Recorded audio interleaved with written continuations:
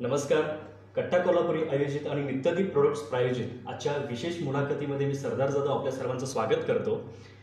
आज आपल्या कट्ट्यावरती जे आलेले आहेत त्यांची ओळख करून देण्याआधी मी सगळ्यांना सांगेन, प्रत्येकानं ती ॲड बघितली असणार आहे. सध्या रात्रीमध्ये जी गाजली आहे, एक मुलगी लाठीकाठीनं आपलं रणरागिणीचं रूप दाखवते अशी जी प्रसिद्ध जाहिरात आहे कारेकर ज्वेलर्सची, ती जाहिरात बनवणार आहे आणि त्या जाहिरात क्षेत्रामध्ये फार मोठं काम करणार आहे असे एक व्यक्तिमत्व आज आपल्या कट्ट्यावरती आलेलं आहे. मी प्रथमतः उमेश पगाडे सरांचं कट्ट्यावरती स्वागत करतो आणि थँक्यू. मी थोडक्यात ओळख करून देतो. फार मोठी ओळख आहे सरांची आणि सर आज बिझी शेड्यूलमधून वेळ काढून आले, त्याबद्दल पुन्हा एकदा मी सरांचा धन्यवाद मानतो. सुरुवातीलाच फार गडबडीत असताना सरांनी वेळ दिला आणि नवरात्रीमध्येच आम्हाला ही मुलाखत यासाठी घ्यायची होती कारण ही सध्या ॲड फार प्रसिद्ध झालेली आहे. फार प्रसिद्ध म्हणजे जवळपास जसं आता एका ठिकाणी आपण बघितलं, तुम्ही म्हटलं तसं 13 मिलियन व्ह्यूच्या वरती व्ह्यूज आहेत, काही ठिकाणी 1.5 मिलियन्स व्ह्यूज आहेत या जाहिरातीला. खूप सुंदर अशी जाहिरात आहे, सर्वजणांनी बघितलीच असेल, परंतु त्याकडे इतकं लक्ष जात नाही की कुणी बनवले. मी थोडक्यात सांगेन की सरांनी आतापर्यंत जवळपास 7 शॉर्ट फिल्म्स बनवल्यात. सर शॉर्ट फिल्म्ससाठीच फार प्रसिद्ध आहेत. जवळपास 35 टीव्ही कमर्शियल्स मध्ये सरांनी काम बनवलेले आहेत. त्याचं लेखन दिग्दर्शन केलेलं आहे सरांनी. अनाहूत या शॉर्ट फिल्मसाठी 2018 सालचा बेस्ट फिल्म याच्यामध्ये फिल्मफेअर अवॉर्ड सरांना भेटलेला आहे. ती फार मोठी गोष्ट आहे यासाठी कारण कोल्हापूरला हा पहिल्यांदा अवॉर्ड भेटला आणि त्यानंतर आता सलग 2 वर्ष म्हणजे त्यावेळेपासून 3 वर्ष सलग हा अवॉर्ड कोल्हापूरसाठी भेटतो. ही फार मोठी अभिमानाची गोष्ट आपल्या सर्वांसाठी आहे. International film festival of India फीसाठी सरांची 64 फिल्म सिलेक्ट झाली होती.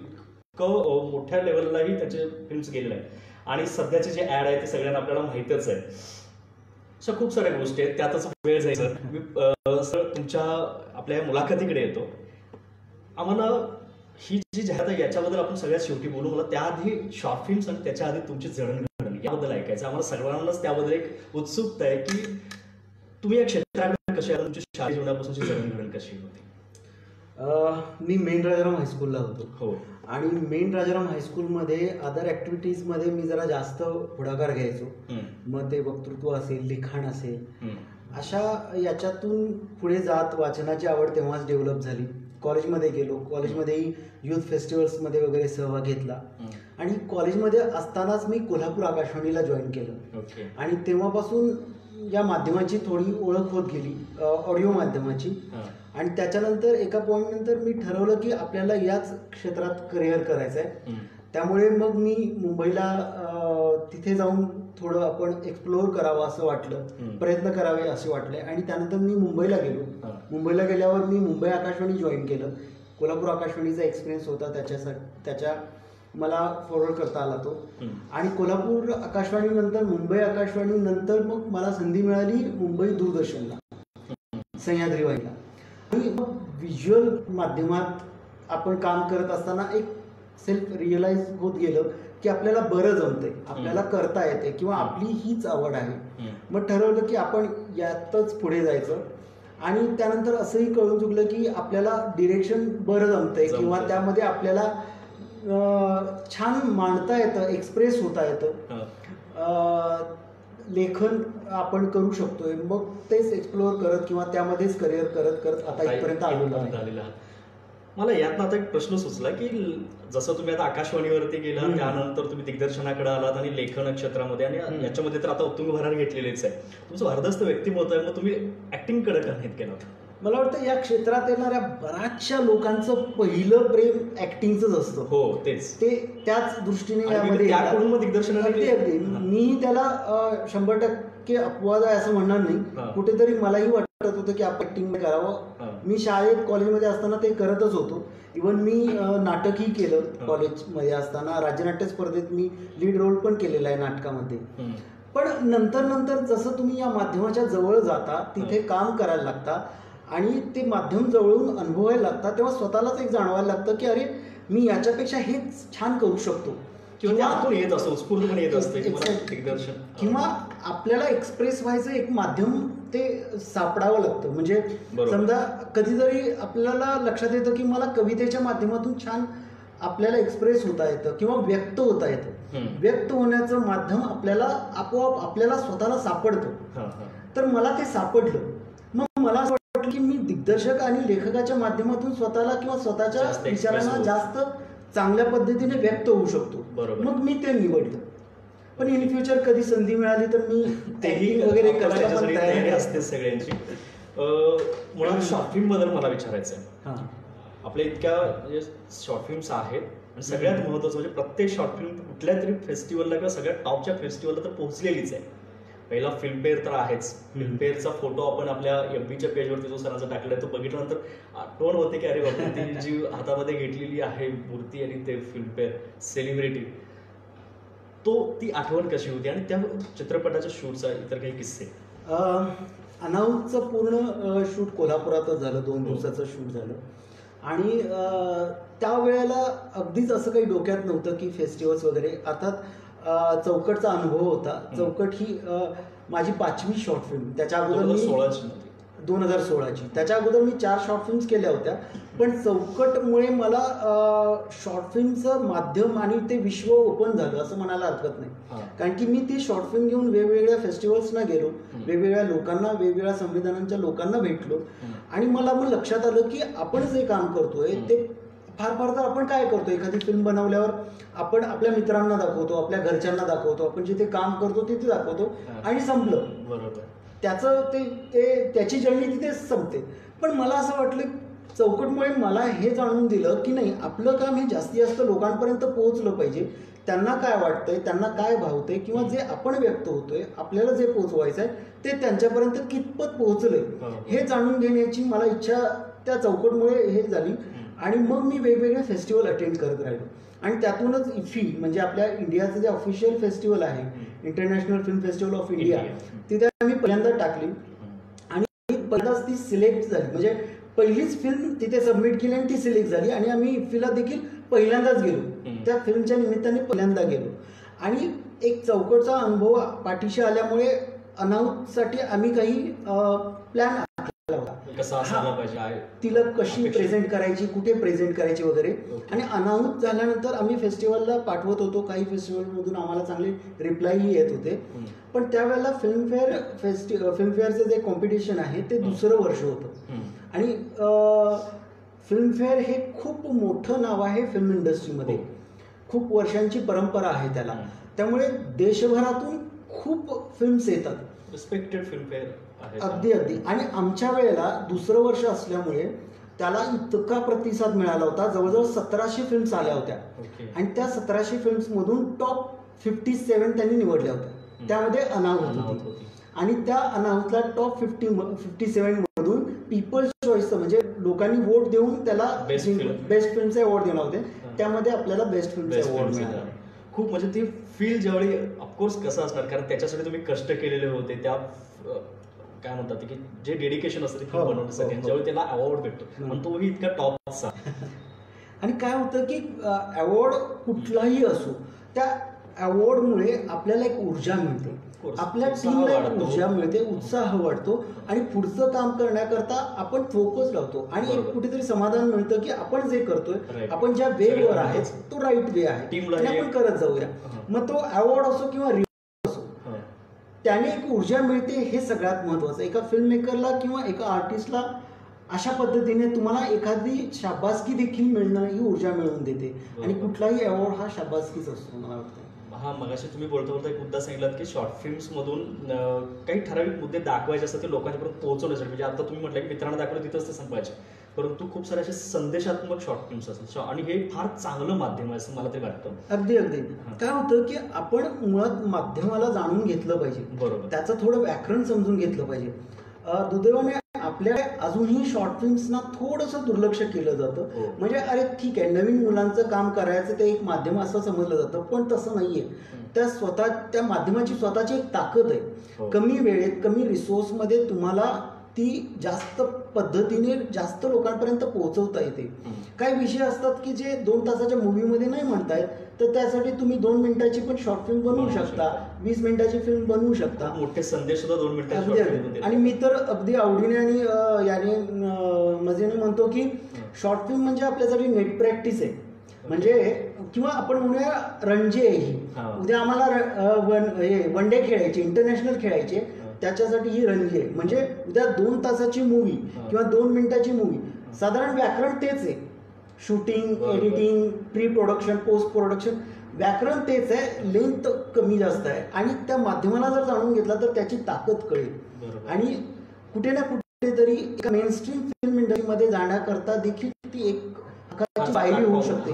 पण मी तर असं म्हणेन की आता जसं फिल्मफेअरनी स्वतःचं एक शॉर्ट फिल्मचं डिपार्टमेंट ओपन केलं किंवा एक प्लॅटफॉर्म ओपन केला, म्हणजे त्यांनाही शॉर्ट फिल्मची दखल घ्यायला लागली किंवा त्यांना त्याचं महत्व कळलं. एक्झॅक्टली. आणि आता तर खूप चांगले दिवस किंवा खूप छान मार्केट तयार झाले शॉर्ट फिल्म्सना. तर मोठे मोठे actor, production houses short films बनवत आहेत. आणि जे पूर्वी म्हटलं जायचं ना की आता नवीन मुलं बनवण्याचं हे एक खेळ आहे बाबा, माध्यम आहे बाबा, तसं नाही राहिलेलं आहे. आता मोठे मोठे डिरेक्टर्स, मोठे मोठे फिल्म मेकर्स देखील शॉर्ट फिल्म बनवत आहेत आणि अजूनही बनवत आहेत. बरोबर. जसं मोठमोठे डिरेक्टर्स, मोठमोठे ऍक्टर्स वेब सिरीज लॉकडाऊन मध्ये, तसंच आता शॉर्ट फिल्मला एक वेगळे दिवस आले.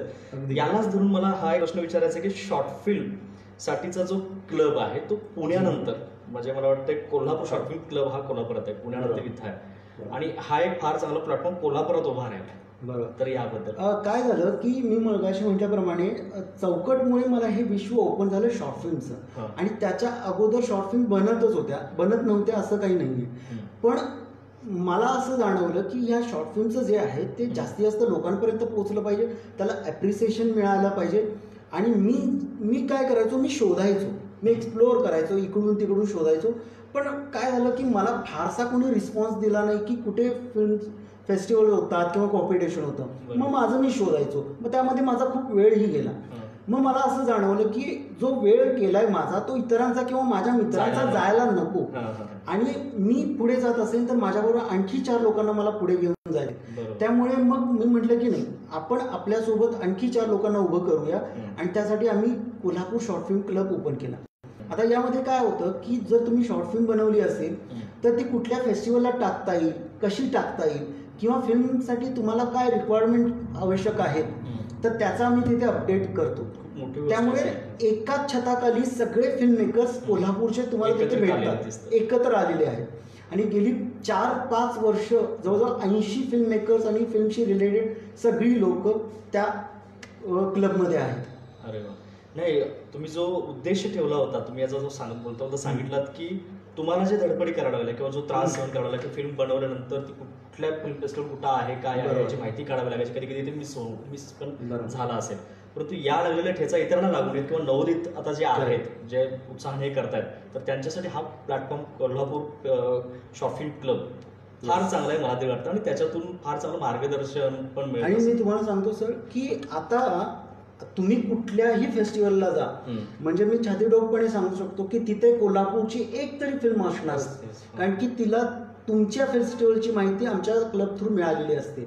आणि आज कोल्हापूरच्या कित्येक फिल्म्स, म्हणजे माझ्या व्यतिरिक्त कित्येक फिल्म्स कोल्हापूरला रिप्रेझेंट करत आहेत इंटरनॅशनल फिल्म फेस्टिवल्समध्ये. हो, आता ते आम्ही बघतो, त्याच्या न्यूज येतात. आता इकडे पुण्यामध्ये नंबर आला, इकडे नंबर आला, त्यानंतर इंटरनॅशनलला गेली. हा फार चांगला प्लॅटफॉर्म आहे. मला आता तुम्ही जो बोललात मुद्दा ना की कोल्हापूर शॉर्ट फिल्मसाठी पुढे येते, इतर सिटीज पेक्षा आता मला वाटतं जसे मोठमोठे डिरेक्टर यायला शॉर्ट फिल्मसाठी, तसं कोल्हापुरात खूप सारे उत्साही आहेत, मुलं आहेत, तरुण आहेत, आधीचे पण काही लोक आहेत, ती शॉर्ट फिल्म मध्ये येत आहेत. तर हा ओढा कसा आहे किंवा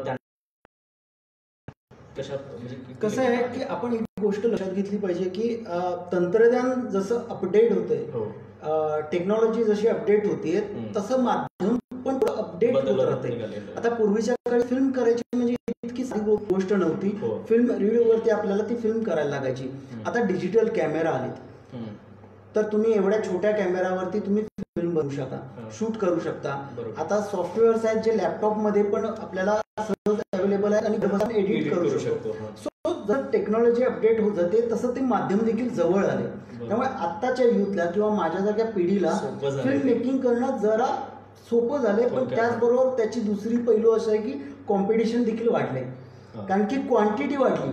पण क्वांटिटीच्या नादात आपल्याला क्वालिटी लॉस करायची नाहीये, हे टार्गेट प्रत्येकाने ठेवलं पाहिजे, है ना. कारण की माध्यम जवळ आल्यामुळे किंवा हातात आल्यामुळे ते अति वापरामुळे त्याचं क्वालिटी लॉस होता कामा नये. बरोबर. त्यामुळे ते जितकं जबाबदारीचं माध्यम आहे तितक्या जबाबदारीने ते हाताळलं गेलं पाहिजे. हो, असं ते आता याबद्दलचे काही मुद्दे याच्याच काही दिवसापूर्वी अनमोल कोठाडे सरांची आम्ही मुलाखत घेतली होती. तर त्याच्यामध्ये पण त्यांनी सांगितलं होतं की आपण म्हणजे बनवणाऱ्यांनीच आपल्याला नॉर्म्स कसे लावून घेतले पाहिजेत, कारण आपण फार चांगलं माध्यम वापरते लोकांच्यापर्यंत काही संदेश देण्यासाठीचं. आणि तुम्ही जसं म्हटलात की आता क्वांटिटी वाढते तर क्वालिटी कमी होऊ नये यासाठी या क्लबच्या माध्यमातून तर खूप डिरेक्टर्सना, निर्मात्यांना आणि लेखकांना फार चांगलं मार्गदर्शन होत असेलच. अजून मला म्हणजे थोडं पुढे जाऊन असं म्हणायचं आहे की मुळात काय केलं पाहिजे की आपण फिल्म हे माध्यम असं आहे किंवा हे प्रोडक्ट असं आहे की एका टेरिटरी पुरतं नाही आहे. म्हणजे मी आता एक फिल्म केली तर ती कोल्हापूर पुरती मर्यादित नाही आहे, तर ती जागतिक लेवलला ती जाऊ शकते, तुम्हाला ती सोबत घेऊन जाऊ शकते. तर तुम्ही जरा जगात काय चाललंय, माध्यमात काय प्रयोग चाललेले आहेत याचा देखील थोडासा अभ्यास करणं खूप गरजेचं आहे. सुदैवानं आता युट्यूब हे माध्यम आले किंवा इंटरनेट इतकं स्वस्त झाले की आपल्याला लगेच फिल्म्स आपल्याला अवेलेबल होतात. तर वाचनाबरोबर, वाचनाला तर पर्याय नाहीच आहे. आपल्या फील्डमध्ये काम करा किंवा कुठल्याही फील्डमध्ये काम करा, वाचनाला पर्याय नाहीये.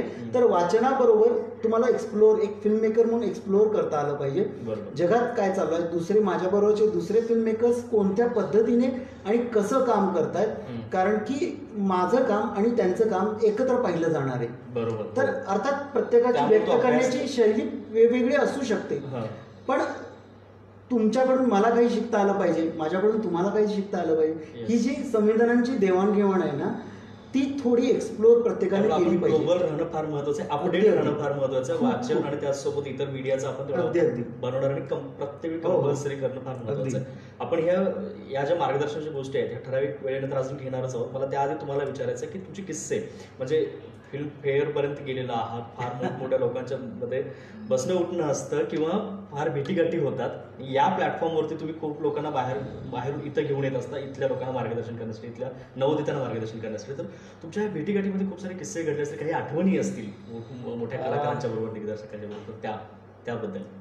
ऍक्च्युली झालं असं की फिल्मफेअरचं जे अवॉर्ड फंक्शन होतं ते वरळीला होतं आणि ते साधारण 4-5-6 वाजता काहीतरी असेल, ते 6 किंवा 7 वाजता असं होतं.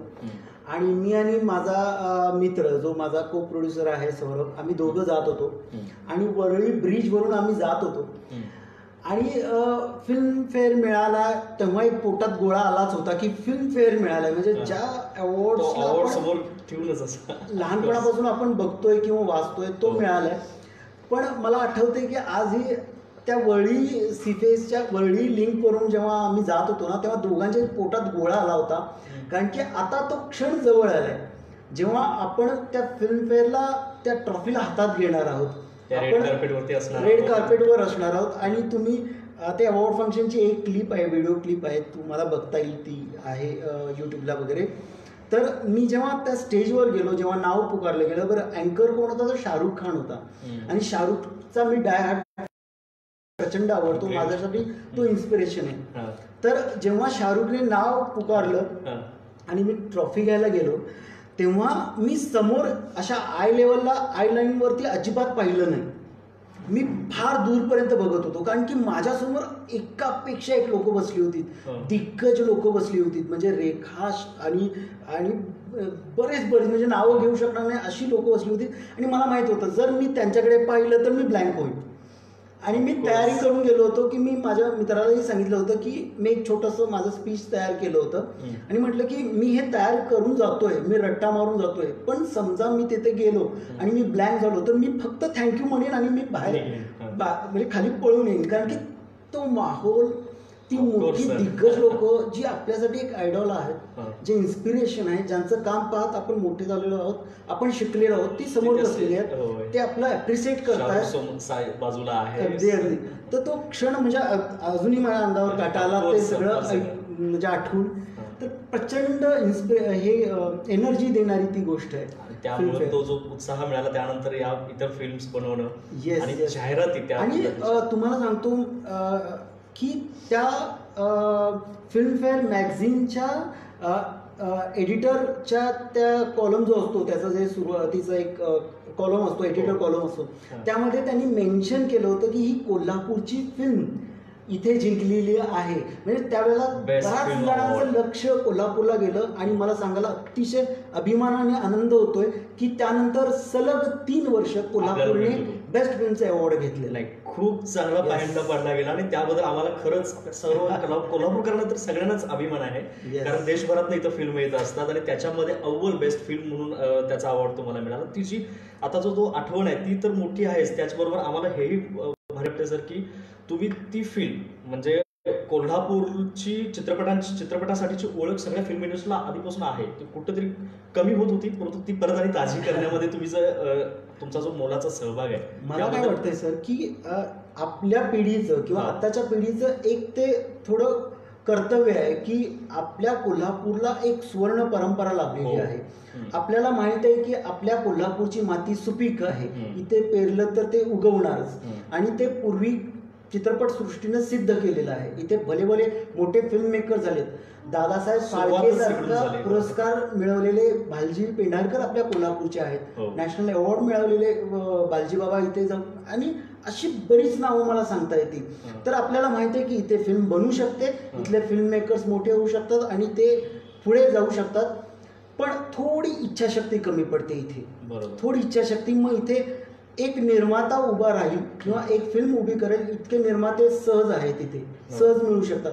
फक्त त्यांनी थोडी इच्छाशक्ती आणि थोडं धाडस दाखवावं आणि उभं राहावं. गोष्ट आहे सर. आणि मला अजूनही असं वाटतंय की त्या अवॉर्ड नंतरचा उत्साह अजूनही तुमच्यात दिसतो किंवा तो मे बी द्विगुणित झाला, वाढलेला आहे. आणि आपण आता ज्या जाहिरातीच्यासाठी आजची जी मुलाखत आहे त्याकडे जातोय त्याच्या आधी काही प्रश्न येत आहेत की शुभेच्छा येत आहेत बघतो.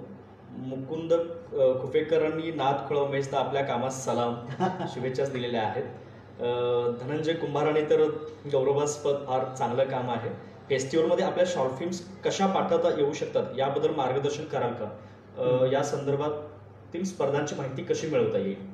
ओके, खूप सोपं एक मार्ग मी तुम्हाला सांगतो. गुगल आपल्याला सुदैवानं आपल्या पिढीला आत्ताच्या मिळाले. गुगलवरती जर टाईप केलं की अपकमिंग फेस्टिवल्स तर 100 फेस्टिवल्स येतात. किंवा फेसबुकला काही शॉर्ट फिल्मचे ग्रुप्स आहेत. ओके, त्याच्यामध्ये जर तुम्ही जॉईन केलात तर त्यांचे रोजच्या रोज अपडेट असतात. तर 7 दिवसांनी जाऊन तिथे पाहायचं, व्हिजिट द्यायची, सगळ्या फेस्टिवलची माहिती तुम्हाला तिथे मिळते. ओके. आणि त्याचसोबत आपला कोल्हापूर शॉर्ट फिल्म क्लब जो आहे तो तर आहेच मार्गदर्शन करण्यासाठी. काय झालंय, आम्ही Kolhapur short film club exclusively पुढच्या फिल्म मेकरसाठी आम्ही केलेला आहे. पण जर तुम्हाला तशी माहिती हवी असेल तर मी सांगितलेला तो आहेच मार्ग. किंवा जर तुम्ही कोल्हापूरचे असाल आणि कोल्हापूरचे फिल्म मेकर असाल किंवा कोल्हापूर शॉर्ट फिल्म क्लबमध्ये तुम्हाला जॉईन व्हायचं असेल आणि शॉर्ट फिल्मसाठी काही करायचं असेल तर नक्कीच आम्हाला संपर्क करा, आम्ही तिथे ऍड करू. सुंदरम टेके म्हणतायत की ते वोटिंगचं गिमक सांगा की म्हणजे काय?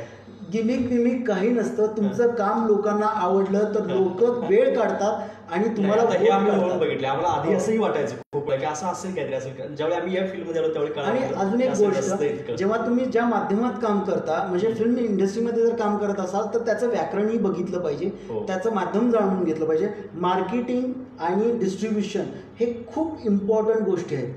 काय होतं की आपल्या इंडस्ट्रीमध्ये फिल्म मेकिंगचं ज्ञान दिलं जातं फिल्म बनेपर्यंतच, फिल्म तयार करेपर्यंत. पण त्यानंतरची जी प्रोसेस आहे डिस्ट्रीब्युशन आणि प्रमोशन हे कुठे शिकवलं जात नाही आणि ते सगळं महत्वाचं आहे. तुम्ही प्रोडक्ट चांगलं करू शकता पण ते विकता आलं पाहिजे. तर प्रमोशन खूप महत्वाचं आहे. मी काय काम केलं हे लोकांपर्यंत, 4 लोकांपर्यंत आपल्याला पोहोचवता येणं खूप गरजेचं आहे. तेव्हाच आपल्याला हक्काचा प्रेक्षक मिळू शकतो आणि हे जमलं तर आपलं प्रोडक्ट त्यांच्यापर्यंत पोहोचतं आणि त्यांचं प्रेम देखील आपल्याला मिळतं. येस. ज्योती इंगळे शुभेच्छा दिलेल्या आहेत. Congratulations sir. विद्या चौधरी म्हणतात की खूप छान job Umesh, all the best for your. Jyoti Ingale म्हणजे ज्या आता व्हायरल जी ऍड झालेली आहे HS कालेकर त्यामध्ये जी गौरी इंगळे आहे त्यांच्या. ओके. तर गौरीचंही या तुमच्या कार्यक्रमाच्या माध्यमातून मी खूप अभिनंदन करतो की खूप अप्रिसिएशन तिला मिळालं. हो, आणि ती जी ऍक्टिंग आहे त्यामुळे खूप व्हायरल झाले ते सध्या. त्या जाहिरातीवरती आपण आता येऊया सर. की सर्व दर्शकांना मला सांगायला अभिमान वाटतोय की आपल्या इथं बनलेली ही ऍड सरांनी इथं मालिकामध्ये शूट केलेली ऍड आज भारतभर मी भारताच्या बाहेर गेली असेल तर एका आठवड्यामध्ये एका ठिकाणी तिला 30 मिलियन व्ह्यू मिळत आहेत. खूप ठिकाणी 1.2 कुठं 1 मिलियन अशा लेवलला म्हणजे मिलियन मध्येच व्ह्यूज आहेत याचे. खूप मोठं यश आहे ते जाहिरातीचं मला तर वाटतं असं. तर त्याबद्दलची आठवण किंवा त्याबद्दलच्या गोष्टी आम्हाला गंमत काय की आता इतकी वर्ष या क्षेत्रात काम करत असल्यामुळे किंवा जाहिरात वगैरे करत असल्यामुळे एक कुठेतरी एक छोटीशी गोष्ट आपल्याला काम करत करत कळत जाते ना, त्यातला तो प्रकार आहे की मेघ कुठं म्हणजे कुठलं हे मुद्दा आहे की ज्याला हात घालायचा असं कुठला मुद्दा किंवा आपली एक सोशल रिस्पॉन्सिबिलिटी असते, प्रत्येकाची असते. बरोबर. आणि फक्त त्या मी मगाशी म्हटलं की ज्या माध्यमातून तुम्हाला व्यक्त होता आलं येतं, त्या माध्यमातून ती जर जबाबदारी तुम्हाला पार पाडता आली तर त्या सोन्याहून पिवळा येते. मग जेव्हा ही जाहिरातीची संकल्पना माझ्या डोक्यात आली तेव्हा मी माझ्या मित्र म्हणजे प्रसाद कालेकर जे आमचे क्लायंट देखील आहेत आणि त्यांचा अगोदर आम्ही एक ॲड त्याची ऑलरेडी आम्ही केली होती. मी त्यांना भेटलो आणि मी त्यांना एवढंच म्हटलं की एक खूप चांगला संदेश आपण देऊ शकतो, आपल्याला देता येण्याची संधी आहे ही, कारण की नवरात्र आहे, स्त्री शक्तीचं आपण पूजन करतो, जागर करतो, तर आता आपण देऊया. आणि याच्याकडे जाहिरातीपेक्षाही एक सामाजिक जबाबदारी म्हणून बघा. मग ते म्हणाले की बजेट वगैरे. मी म्हटलं बजेटबद्दल आपण नंतर बोलूया, अगोदर हे करायचंय. आणि त्यांनाही ती संकल्पना आवडली आणि कुठल्याही टर्म्स आणि कंडिशन शिवाय ते तयार झाले. म्हणजे बजेटबद्दल आम्ही नंतर बोलू. बजेट याच्याबद्दल खात्री तुम्हाला होती? अगदी. मी म्हटलं की प्रसाद ही आपल्याला ऍड करायची आहे, ही जी फिल्म आहे ती आपल्याला करायची आहे आणि तुम्ही फक्त हो म्हणा, आपण करूया. आणि त्यांनी अगदी एका पायावर तयार झाले आणि त्यांच्या सपोर्टमुळे, माझ्या टीमच्या सपोर्टमुळे आम्ही ती ॲड विदिन 4 to 5 डेजमध्ये आम्ही कम्प्लीट केली. ओके. मध्यंतरी पावसामुळे तो होल्ड झाला, थोडासा शेड्यूल होल्ड झालं, पण आम्ही ती कम्प्लीट केली. आणि आज तुम्हाला सांगतो की अनपेक्षित त्याला प्रतिसाद मिळालेला आहे. म्हणजे ती विदेशातून आम्हाला रोज फोन येतात, मेसेजेस येत आहेत. म्हणजे माझी पूर्ण टीम गेले 4-5 दिवस एका वेगळ्या झोनमध्ये आहे. म्हणजे फोन त्यांना सतत चार्जिंगवर ठेवावा लागतो, कुठूनही फोन येऊ शकतो तुम्हाला. म्हणजे तुम्ही बघितलं तर शेवटी फक्त कालेकर ज्वेलर्स म्हणून ब्रँड नेम येतो, त्याचा कॉन्टॅक्ट नंबर कुठलाही दिला नव्हता, पण लोकांनी तो शोधला. तो सोशल मीडियामधून किंवा गुगलमधून कुठून तरी शोधला, सगळ्यांचे नंबर शोधले आणि आता रोज कुणाला कोणतरी फोन येतो, काम जनरेट झालं यातून.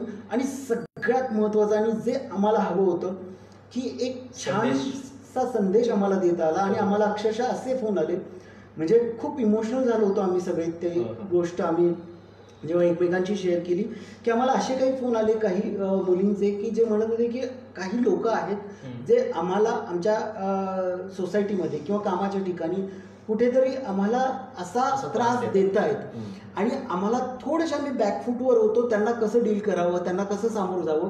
पण तुमच्या या ॲडमुळे कुठेतरी एक मॉरली आम्हाला सपोर्ट मिळाला आणि आता आम्ही त्यांना उत्तर देणार. इम्पॅक्ट किती लेवलला, किती लेवलला आणि आणखी काय हवंय, म्हणजे हेच तर आपलं साध्य होतं. जो संदेश द्यायचा होता तोही गेला, मुलींच्यात जी इन्स्पिरेशन ताकद यायची होती तीही आली. मुळात ज्यांची जाहिरात करायची होती ती तर एकदम मोठ्या लेवलला, एक्स्ट्रीम लेवलला झाली मी तर म्हणे. आणि खूप साऱ्या गोष्टी म्हणजे एकदम साध्या पद्धतीत ऍड वाटते, जी कोल्हापूरची रणरागिणी दाखवली त्याच्यामध्ये आणि आज ती कुठं पोहोचले. आणि काय झालंय की अजून एक त्याचा एक सबटेक्स्ट असं होतं की त्यामध्ये जी कला दाखवलेली आहे, युद्ध कला, जी थोडी आता दुर्लक्ष होत आली आहे आणि लोप होत आली आहे. तर कुठे ना कुठेतरी आपल्या पूर्वजांनी, आपल्या राजांनी वगैरे खूप विचार करून ती आपल्याला देणगी दिली. तर त्या देणगीला कॅरी फॉरवर्ड आपण केलं पाहिजे, आपल्या येणाऱ्या पिढींपर्यंत ते पाजरत आपण पुढे नेलं पाहिजे असंही मला वाटतं. त्यामुळे सेल्फ डिफेन्ससाठी जे काही आवश्यक आहे, मग ही युद्धकला असो किंवा मग जुदो कराटे असो, ते प्रत्येक मुलीने, प्रत्येक इव्हन मुलांनी किंवा प्रत्येक नागरिकाने त्याबद्दल सजग असलं पाहिजे, जागरूक असलं पाहिजे असं मला वाटतं. सुद्राम टेके परत विचारतात की सनत पवारांच्या शॉर्ट फिल्म बद्दल तुमचं काय मत आहे?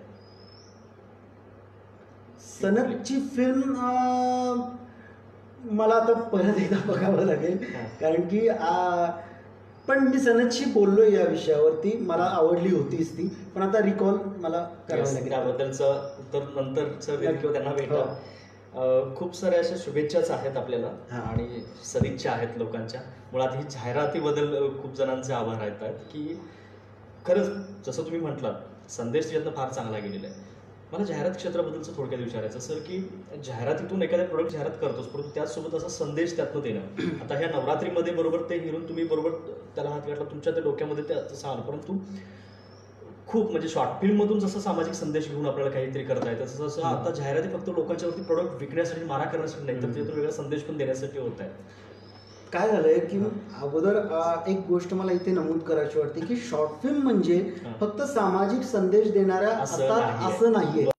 असं नाहीये. बऱ्याच जणांना असं वाटतं की शॉर्ट फिल्म म्हणजे एखादा सब्जेक्ट सामाजिक संदेश देणारा घेतला की मग ते क्लिक होतं वगैरे, असं काही नाहीये. त्यात म्हणून म्हटलं की ते माध्यम समजून घेतलं पाहिजे आपण, त्याचं व्याकरण समजून घेतलं पाहिजे. आणि सेम तसंच याला पण आहे जाहिरातींना की जाहिरात म्हणजे हे प्रोडक्ट विकणं असं पण नाहीये. आणि आता ट्रेंड चेंज झालेला आहे. आता बऱ्याच सोशल मीडियासारखं एक प्रभावी आणि ताकदवान माध्यम आपल्या हातात आहे आणि त्याचा वापर करता आला पाहिजे. त्यामुळे तिथेही जाहिरात होतात. म्हणजे आता जाहिरात फक्त टीव्हीवर होतात असं नाही, जसं प्रिंट मीडियामध्ये होतात तसंच सोशल मीडिया तुम्ही मॅन टू मॅन कनेक्ट होता नाही का, त्यासाठी. त्यामुळे आता जाहिरातीमधून देखील मी माझी म्हटल्याप्रमाणे एक सामाजिक जबाबदारीचं भान ठेवून देखील जाहिराती बनत आहेत आणि लोक त्याला कनेक्ट होत आहेत. आणि जर तुम्ही आमची ऍड बघितलं असाल ती आहे ज्वेलरीची, पण ज्वेलरी तुम्हाला दिसणार नाही. ज्वेलरी तुम्हाला दिसणार नाही. मग आम्हाला बऱ्याच जणांनी प्रश्न विचारले की मग ही ऍड कशी. मग मी त्यांना एवढंच सांगतो की आपला स्वतःचा जो सन्मान आहे, जो आत्मसन्मान आहे, तो देखील एक अलंकार आहे आणि तो अलंकार त्याच्यात जपण्याचा आम्ही प्रयत्न केलेला आहे. फार मोठी गोष्ट आहे ती. चित्रपटांना जसा सेन्सॉर असतो तसं शॉर्ट फिल्म आणि जाहिरातींच्या बाबतीत काही शॉर्ट फिल्म्सना असतो. आणि कसं असतं की काही फेस्टिवल्स आहेत जे तुमच्याकडून सेन्सॉर सर्टिफिकेट मागतात. सेन्सॉर सर्टिफिकेट म्हणजे ते टाइम बॉन्डिंग असतं, म्हणजे काय म्हणूया टाइम कमिट असतो त्याच्यामध्ये, ती त्या वर्षातली आहे हे ते कळू शकतं, डेटनुसार कळू शकतं. शिवाय जो सरकारी पुरस्कार असतो म्हणजे नॅशनल अवॉर्ड्स वगैरे असतात त्यांना ते मस्ट आहे. कारण की नॅशनल अवॉर्ड्स त्या वर्षातल्या बेस्ट फिल्म्सना दिलं जातं. मग त्या वर्षातली ती फिल्म्स आहे हे कळण्याकरता ते असतं. शिवाय सेन्सॉरशिप असण्याने त्याला एक चाळणी लागते त्यामध्ये जे काही व्हिज्युअल्स आहेत, कारण की ते माध्यम सगळ्यांसाठी ओपन आहे आणि ते जितकं फेमस इंडस्ट्री ती आहे तितकीच ती जबाबदारीची इंडस्ट्री आहे. डायरेक्ट सोसायटीला ती कनेक्ट करते. त्यामुळे सेन्सॉर तर त्या माध्यमाला आहेच. जाहिरातींच्या बाबतीत जाहिरातींना पण ते आहे. आपल्याला वेळेचं बंधन थोडं पाळावं लागतंय कारण ऑफकोर्स तुम्हाला पुढे आणि जायचं आहे. मला हे विचारायचं आहे की आता शेवटचाच प्रश्न घेतो मी. त्यानंतर जसं अजून प्रश्न आला आहे धनंजय कुंभार, नाही हे प्रश्न घेतलेले आहेत, कोल्हापूर वगैरे घेतलेले आहेत. आपण मगाशी जसं म्हटलात की वाटचाल म्हणजे काय बरं शॉर्ट फिल्मसाठी आता नवीन जे येत आहे यांना काय मार्गदर्शन म्हणजे थोडक्यात? अरे बापरे, मार्गदर्शन करण्याचं मी पण फार काही हे नाहीये. मी अजून शिकतोच आहे. माझी शिकण्याची प्रोसेस सुरूच आहे. असं फार काही सांगण्या इतपत मी फार काय केलं असं मला वाटत नाहीये. पण ज्या चार गोष्टी आपण नाही, जर आपल्या क्षेत्रात जर यायचं असेल तर मगाशी जे सांगितलं ते की मुळात हे माध्यम समजून घेतलं पाहिजे. फिल्म इंडस्ट्रीमध्ये येण्याकरता त्या माध्यमाला काय आवश्यक आहे, मी काय करू शकतो. कारण की मी आतापर्यंत बऱ्याच प्रोडक्शन हाऊससाठी काम केलं, असिस्टंट म्हणूनही सुरुवातीला काम केलं, ते माध्यम जाणून घेण्याकरता. आणि एका पॉईंट नंतर मग मी असं ठरवलं की ठीक आहे, आता आपलं थोडंसं प्रॅक्टिस झालेली आहे, आता आपण एक काम करूया, आपण स्वतःला आजमावून बघूया की आपल्याला कितपत जमतं, आपल्याला काय येतं, आपल्याला काय कळलंय आणि आपण कसं व्यक्त होऊ शकतो हे कळणं खूप गरजेचं आहे. आणि हे कळलं तर मग पुढचा प्रवास आपला सुकर होतो. त्यामुळे या माध्यमात येण्या अगोदर या माध्यमाचा अभ्यास करावा, त्याला काय आवश्यक आहे. मगाशी मी म्हटल्याप्रमाणे की फक्त फिल्म मेकिंग, फिल्म बनवणं एवढंच अपेक्षित नाहीये. जेव्हा ती लोकांपर्यंत पोहोचते तेव्हा ते सर्कल पूर्ण होतं, एका फिल्मचा जन्म पूर्ण होतो, तिचा प्रवास पूर्ण होतो. त्यामुळे फिल्म मेकिंग बरोबर म्हणजे रायटिंग पासून सुरू झालेला हा प्रवास, फिल्म मेकिंग नंतर तो डिस्ट्रीब्युशन प्रमोशन पासून तो जेव्हा मायबाप प्रेक्षकांपर्यंत पोहोचतो तेव्हाच आपलं फिल्म मेकर म्हणून आपलं कर्तव्य पूर्ण होतं. तुमच्या पुढच्या ध्येय धोरणाच्या बद्दल? आता माझी स्वतःची प्रोडक्शन कंपनी आहे ॲडव्हेंचर प्रोडक्शन्स, आणि मी कोल्हापुरात, मुंबईत आणि इतर ठिकाणी बऱ्याच ठिकाणी आम्ही काम करत असतो. तर या माध्यमातून आम्ही ॲड फिल्म्स तरी करतो, शॉर्ट फिल्म्स देखील करतो. इन फ्युचर आमचं वेब सिरीज आणि फीचर फिल्मचं प्लॅनिंग सुरू आहे. ओके. हां, आता आम्ही रायटिंग प्रोसेसमध्ये आहेत. हां. तर आम्ही इन फ्युचर आता 2020च्या एंडला आम्ही प्री प्रोडक्शनला लागू फीचर फिल्मच्या.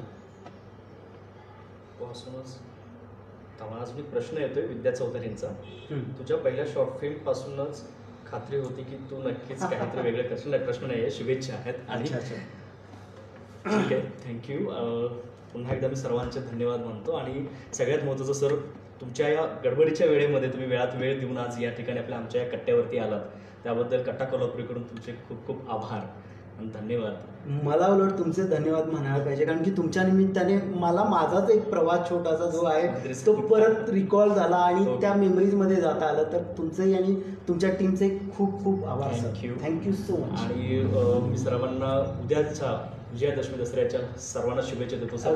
तुम्हाला प्रेक्षकांनाही दसऱ्याच्या खूप खूप शुभेच्छा. आणि काळजी घ्या. आता लॉकडाऊन नंतर आता दसरा आणि दिवाळीचे सगळ्यात जास्त लोक एन्जॉय करत आहेत. ते एन्जॉय करतानाही थोडी काळजी घेऊन मस्त राहा आणि कट्टा कोल्हापुरीला शेअर करत राहा. अशाच वेगवेगळ्या मुलाखती आम्ही आपल्यासमोर घेऊन येत असतो. सोमवारच्या मुलाखतीबद्दल आम्ही थोड्याच वेळात आपल्या पेजवरती टाकू आणि या सर्वांना लाईक मात्र नक्की करा. तोपर्यंत मी सरदार जाधव आपल्या सर्वांचा निरोप घेतो. धन्यवाद. धन्यवाद सर. थँक्यू.